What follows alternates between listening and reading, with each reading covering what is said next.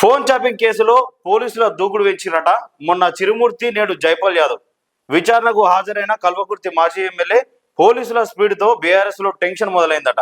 మరి 10 సంవత్సరాలు అధికారంలో ఉండి ఏదైతే ఈ ఒక సామ్రాజ్యం సృష్టించారో ఫోన్ ట్యాపింగ్ అనే వ్యవహారం, ఈ ఫోన్ ట్యాపింగ్ తో ఇటు హీరోయిన్లే కానీ రాజకీయ పార్టీలకు సంబంధించిన నాయకుల ఫోన్లు కానీ, అట్లనే జర్నలిస్టుల ఫోన్లు కానీ, బిజినెస్ ఎవరైతే వ్యాపారులు చేసే వాళ్ళ ఫోన్ ట్యాపింగ్ ఏదైతే ఉన్నదో, మరి ఒక్కసారిగా కాంగ్రెస్ ప్రభుత్వం అధికారంలోకి వచ్చిన తర్వాత ఈ వ్యవహారం బయటపడింది.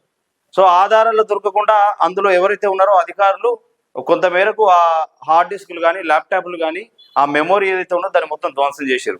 ఎట్టకేలకు ఈ పోలీసులు గత కొద్ది రోజులుగా దీని మీద విచారణ వేగవంతం చేశారు. సో ప్రస్తుతం అయితే బీఆర్ఎస్ లీడర్ ఒక పెద్ద టెన్షన్ మొదలైందట. ఇక మరి ఎక్కడ నేను బయటపడుతుందన్న టెన్షన్ కనబడతా ఉన్నదట బీఆర్ఎస్ నాయకులు.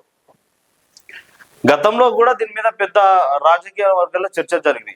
కేటీఆర్ చేయించిండు, సో వాళ్ళే అరెస్ట్ అవుతారు అన్న వివాదం జరిగింది. కానీ మరి ఇది మాత్రం మొన్నటి వరకు అధికారుల దగ్గర తిరిగింది.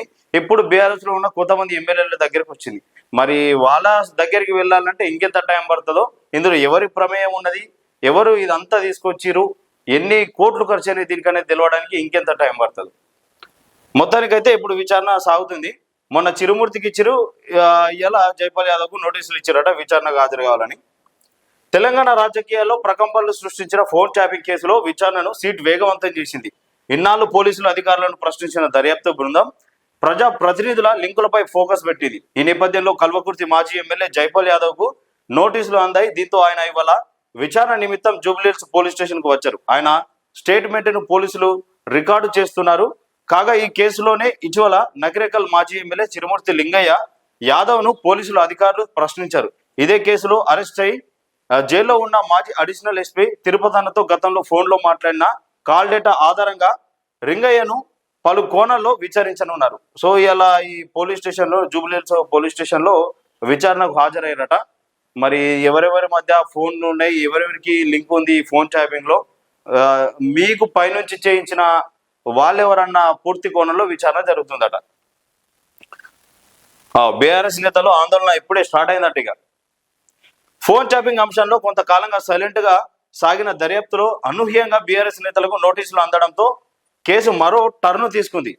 ఎఫ్ఎస్ఎల్ రిపోర్టు ఆధారంగా ఉమ్మడి నల్గొండ, మహబూబ్ నగర్ ఉమ్మడి జిల్లాలకు చెందిన 4 మాజీ ఎమ్మెల్యేలకు నోటీసులు ఇవ్వడం, వారిని వరుసపెట్టి విచారణకు పిలవడంతో ప్రతిపక్ష బీఆర్ఎస్ కేడర్లో అలజడి రేపుతుంది. పార్టీ అధికారంలో ఉండగా జరిగిన ఈ వ్యవహారంలో ఏ క్షణంలో ఏం జరగబోతుందో అనే చర్చ జోరందుకున్నదట. ఇన్నాళ్ళు అధికారులకు ఇచ్చిన స్టేట్మెంట్ తో దర్యాప్తు చేసిన అధికారులు ఈ కేసులో సాంకేతిక పరమైన ఆధారాలు సంపాదించినట్టు తెలుస్తున్నది.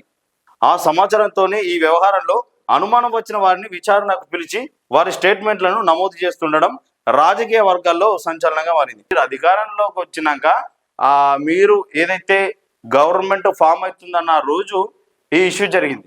ఇదేది ల్యాప్టాప్లు, హార్డ్ డిస్కులు, ఆ డివైజులు ధ్వంసం చేసింది, కాలబెట్టింది.